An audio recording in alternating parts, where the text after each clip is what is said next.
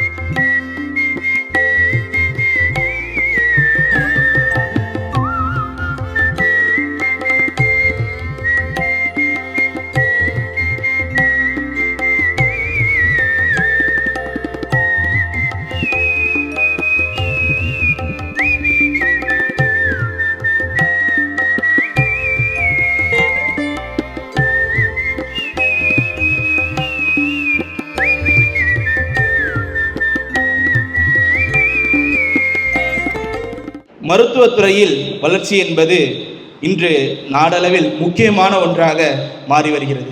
காரணம், மருந்துகள் விற்கப்பட்ட நாட்கள் சென்று இன்று மருத்துவமனையே விற்கப்படும் நிலை வந்துள்ளது. ஆம், இன்று அரசு மருத்துவமனைகளும் விற்கப்பட்டு வருகிறது. காரணம், சரியான அரசு இல்லை என்பது மட்டுமல்ல, நாமும் தான். அரசு மருத்துவமனையில் அனுமதிக்கப்பட்டிருந்த ஒரு கர்ப்பிணி பெண்ணின் குழந்தை ஈன்ற பிறகும் எலி கடித்து அக்குழந்தை இறந்தது என்றால் அதற்கு காரணம் யார்? அரசா? நாமும் தான். இந்நாட்டில் பல பேர் மருந்துகளை வாங்க முடியாமலும் இறக்கிறார்கள், அதிக விலை கொடுத்து வாங்கியும் இறக்கிறார்கள். இதனை உற்று நோக்கிப்பார். அதிக விலை கொடுத்து வாங்கியவன் இறந்தான் என்றால் அது அவனின் தவறு. ஆனால் அதை வாங்க முடியாமல் இறந்தவன் என்ன தவறு செய்தான் என்று யோசித்து என்னிடம் கேட்டார். அதற்கு நான் சொன்னேன், ஐயா, அதிக விலையில் மருந்துகள் விற்கப்படுவதற்கு காரணம் நாம் அல்ல. அரசு ஒரு விலையை விதித்து அதனை கொடுத்து அவ்விலையில் மருந்துகள் வாங்கு என்று கூறினாலும் நம் மக்கள் என்ன செய்கிறார்கள்? தனியார் மருத்துவமனைகளிலும் தனியார் மருத்துவமனையில் கொடுக்கின்ற மருந்துகளை மட்டுமே இன்று உண்டு பல பேர் தன் ஆயுள் காலத்தை முடித்துக் கொள்கிறார்கள். ஏழை எளியோருக்கும் கிடைக்கும்படி மருந்துகள் விற்கப்பட்டால் மட்டுமே இந்நாட்டில் மருந்துகளும் மருந்தின் நன்மைகளும் பலரை சென்றடையும். நம் நாட்டில் மட்டும்தான் இலவச மருத்துவம், இலவச உணவு, இலவசம் இலவசம் இலவசம். அயல் நாட்டவர் எவரும் இந்தியர்கள் போல் அடிமையாக வாழ எண்ணவில்லை. இலவசம் என்ற பெயரை சிறிதளவு குறைத்தால் கூட நம் நாடு பொருளாதாரத்தில் வெற்றியடையும் என நான் நம்புகிறேன். இது மட்டுமா, அயல் நாட்டில் சென்று அடுப்பாங்கரையில் சமைப்பதற்கு 5 லட்சம் ஊதியமாம். ஏன் என்று கேட்டால் நம் நாட்டில் போதிய ஊதியம் இல்லை. வட மாநிலத்தவர் நம் மாநிலத்திற்கு வந்து உடல் மெலிந்து வியர்வை சிந்தி உழைக்கிறார். ஏனென்றால் அவருக்கு அவர் மாநிலத்தில் போதிய ஊதியம் இல்லை. நம் மாநிலத்தில் தரும் ஊதியமே போதுமானதாக இருக்கிறது. இதற்கெல்லாம் என்ன காரணம்? நாம் தொழில்துறையில் அடிமட்டத்தில் இருப்பதுதானே. இதனை தடுக்க நம் அரசாங்கம் தொழில்துறையில் அதிரடி மாற்றங்களை கொண்டு வந்தே ஆக வேண்டும். நம் நாட்டில் நமக்கு தேவையான சத்துமிக்க உணவுகளை நாமே உற்பத்தி செய்கிறோம். இருப்பினும் அயல் நாட்டின் ஏற்றுமதி இறக்குமதியை எண்ணியே இயங்குகிறோம். நடப்பதை விட்டுவிட்டு பறப்பதற்கு ஆசைப்படுகிறோம். நான் பறப்பதை ஒன்றும் குற்றம் என்று சொல்லவில்லை. பறக்க முயற்சி செய்யாமலே பறக்க ஆசைப்படுவதுதான் குற்றம் என்று சொல்கிறேன். ஏதோ ஒரு தொழில்துறை எடுத்துக்கொண்டால் அதில் தொழிற்சங்கங்கள் அமைப்பு, அதற்கென ஒரு தலைவர் அமைப்பு, ஏதோ ஒரு சிக்கல் வந்துவிட்டால் உடனே வேலை நிறுத்த போராட்டம் என்னும் பெயரில் பல போராட்டங்கள் செய்கிறார்கள். இதனால் என்ன பாதிப்பு என்றால் தொழிலாளர்களுக்கும் பாதிப்பு, தொழில் அதிபர்களுக்கும் பாதிப்பு. ஆனால் இதே ஜப்பான் நாடு அடிமட்டத்திலிருந்து உயர்ந்த நாடு. அவற்றில் ஒரு உதாரணத்திற்கு ஒரு காலனி செய்யும் நிறுவனத்தை எடுத்துக்கொண்டால் அவர்கள் வேலை நிறுத்தமும் செய்கிறார்கள், வேலையும் செய்கிறார்கள். எப்படி என்று கேட்டால் வலது கால் காலனி மட்டுமே செய்வார்கள், இடது கால் காலனியை செய்ய மாட்டார்கள்.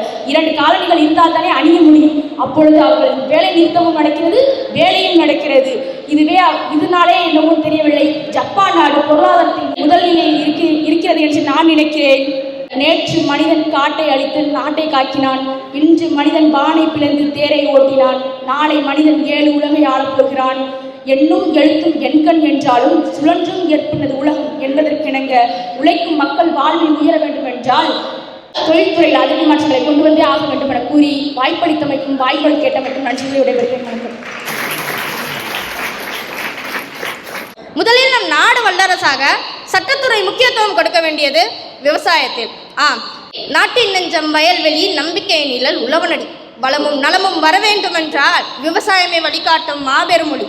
நலம் என்னும் நதி விவசாயத்தில் பாயும், நவீன யுகம் கூட அதனையே நாடும். உழவனின் வேர்வை துளிகளில் வளம், உழவனின் வேர்வை துளிகளில் வளம், அவன் நிமிர்ந்தால் நாடே வளர்ச்சி நடனம்.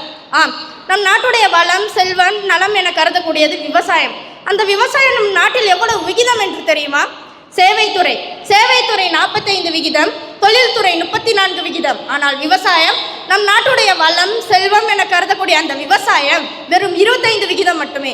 இதிலிருந்தே புரிந்து கொள்ள வேண்டாமா நம் நாட்டின் குன்றிய வளர்ச்சியை? நம் நாடு விவசாயத்தில் எதிர்காலத்தில் எப்படி இருக்கும் என்பதற்கு இன்றைய சிறு உதாரணம் ஒன்று போதும் முழுமையாக புரிந்து கொள்ள. விவசாய நாடான இந்தியா இப்பொழுது வெங்காயத்தை இஸ்ரேல் நாட்டிலிருந்து இறக்குமதி செய்ததிலிருந்தே புரிந்து கொள்ளலாம் நம் நாடு விவசாயத்தில் எதிர்காலத்தில் எப்படி இருக்கும் என்பதை. மத்திய அரசாங்கம் போடுகின்ற திட்டங்கள் அனைத்துமே தமிழகத்தில் உள்ள விளைநிலங்களை அளித்தே, அது 8 வழிச்சாலைகளாக இருக்கட்டும் அல்லது விமான நிலையங்களாக இருக்கட்டும், இதில் அனைத்திலுமே பாதிக்கப்படுவது பெரு முதலாளிகளின் கம்பெனிகள் அல்ல, நம் நாட்டின் விவசாயிகள். நம் நாட்டின் விவசாயிகள். சட்டங்களை கொண்டு வர வேண்டும். விவசாயத்தை பேணி காக்கவும் நாடு வல்லரசாகவும் சட்டங்களை கொண்டு வர வேண்டும். நிதி ஒதுக்க வேண்டும், விவசாயத்திற்கு நிலம் ஒதுக்க வேண்டும், அறிவியல் தொழில் வளர்ச்சியை விவசாயத்தில் புகட்ட வேண்டும், விவசாய நிலங்களை அழிக்காமல் இருக்க புதிய சட்டங்களை நிச்சயமாக கொண்டு வர வேண்டும். எனக்கு தெரிஞ்ச ஒரு அக்கா 12th பயோமேக்ஸில் 450 மார்க்ஸ் எடுத்திருக்காங்க. இன்னொரு பொண்ணு 360 மார்க்ஸ் எடுத்திருக்காங்க. 2 பேருமே பிஎஸ்சி நர்சிங்காக மெடிக்கல் காலேஜில், கவர்மெண்ட் மெடிக்கல் காலேஜில் அப்ளை பண்ணுறாங்க. ஆனால் கவர்மெண்ட் சீட் ஆஃபர் பண்ணுறது யாருக்கு அப்படின்னா இந்த 360 மார்க்ஸ் எடுத்தவங்களுக்கு. பிகாஸ் ஆஃப் ஹர் கேஸ்ட், தாழ்த்தப்பட்ட ஜாதி அப்படிங்கிற காரணத்தினால அவங்களுக்கு சீட்ஸ் ஆஃபர் பண்ணுறாங்க. இதனால எந்த ஒரு பிரச்சனையும் இல்லை. இப்போ அவங்க அந்த அக்காவை விட அந்த பொண்ணு அதிகமான மார்க் எடுத்திருக்காங்க. 450 மார்க்ஸ் எடுத்திருக்காங்க. நல்ல பர்சன்டேஜ் இருக்குது, நல்ல மார்க்ஸ் இருக்குது. ஆனால் இந்த ஜாதிங்கிற ஒரு வார்த்தையினால திறமைக்கேற்ற கல்வி கிடைக்க மாட்டேங்குது.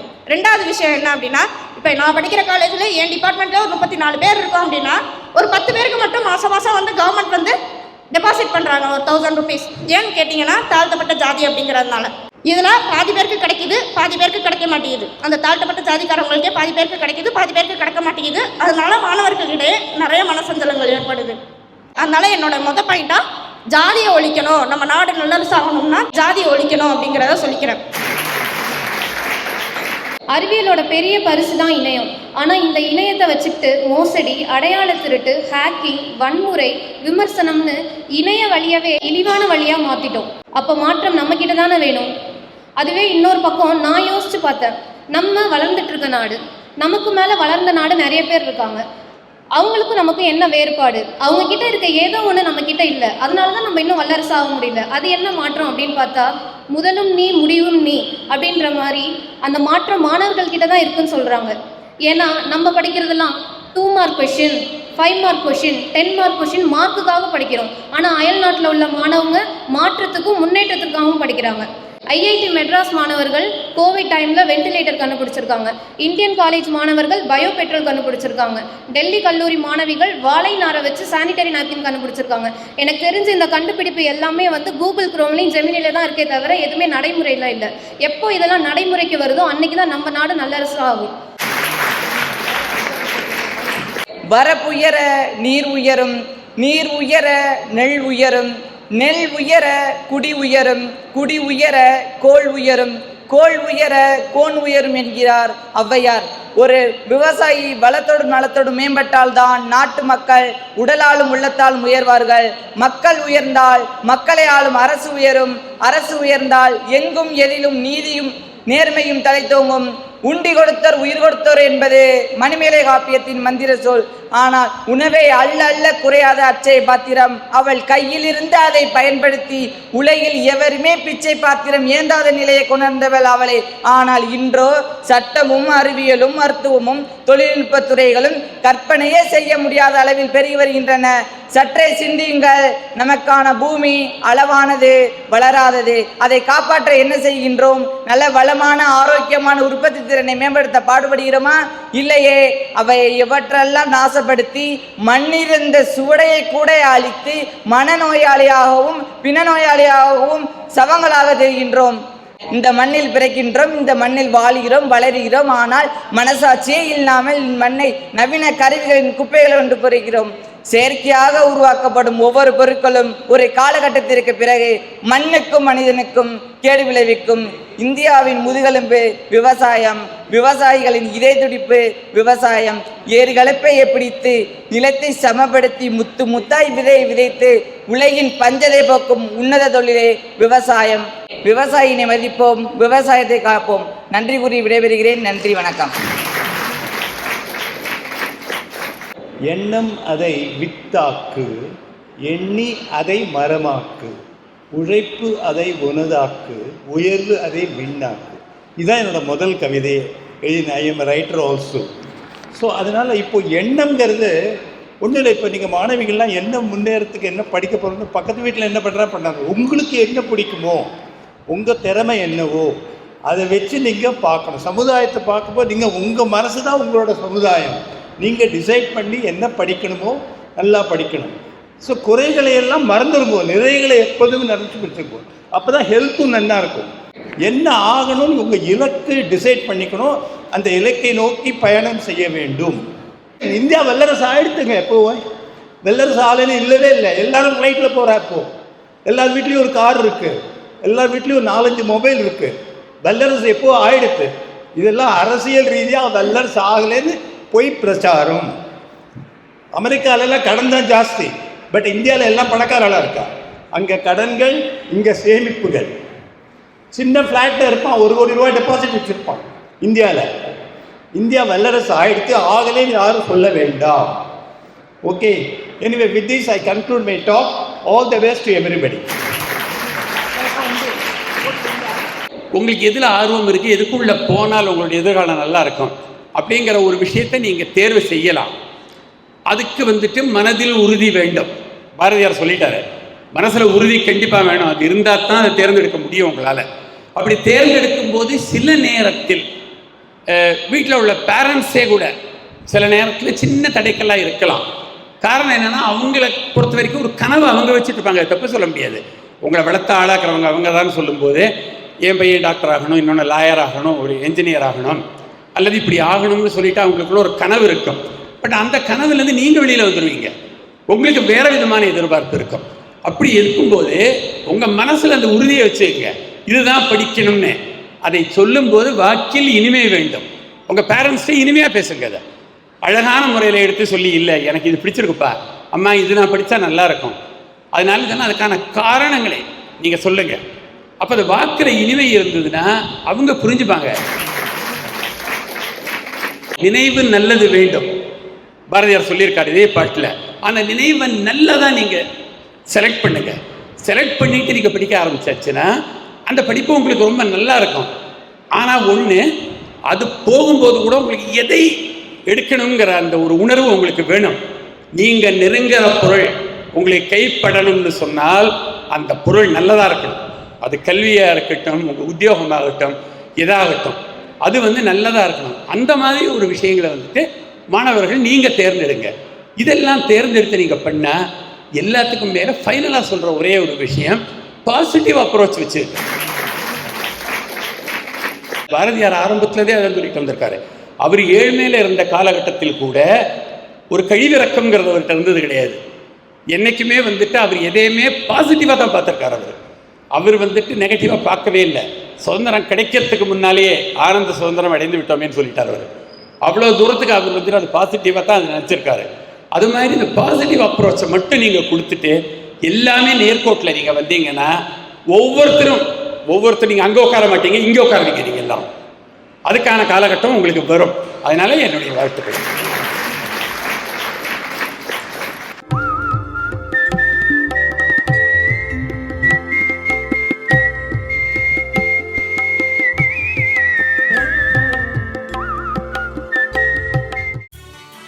பாரதி உலா 2025 பாரத நாடு பாருக்கெல்லாம் திலகம் வழங்கியோர் டெக்னோ ப்ராடக்ட்ஸ், தபம்ஸ் group of companies, auditor NRK, Savithri foundation, Manivasagar பதிப்பகம், Chennai Sai Sankara group of matrimonials, Bharathi Priya trust மற்றும் விசு கல்வி அறக்கட்டளை.